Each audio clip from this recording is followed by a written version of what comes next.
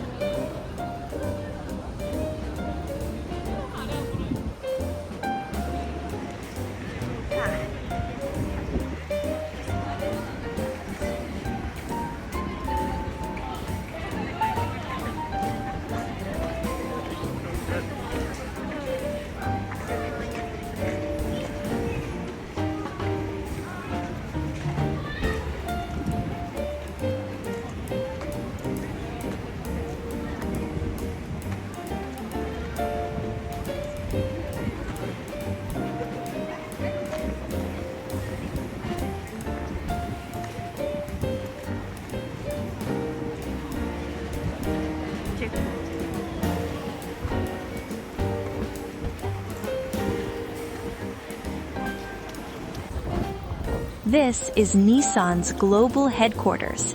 There's a large exhibition space where you can see the latest cars, as well as some unique and unusual models.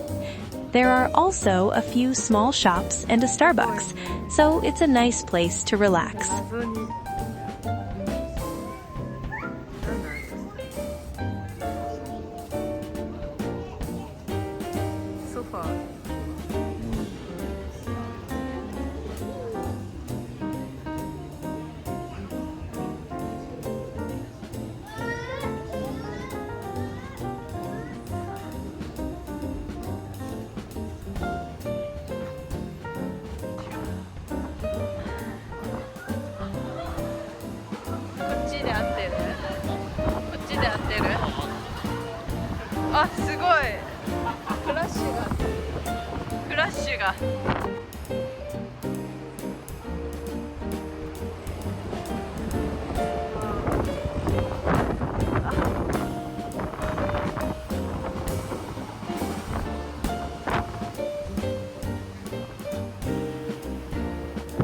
Now we're in the Minato Mirai area.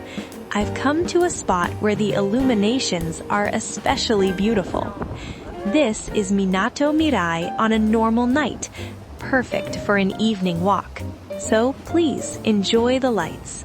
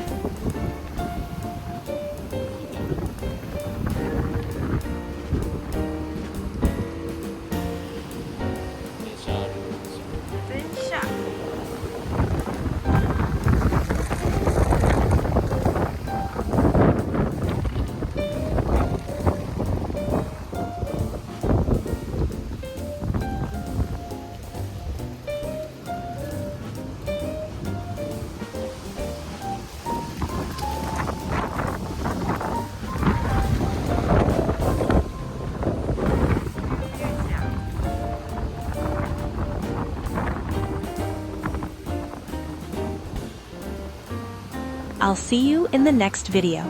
Bye for now.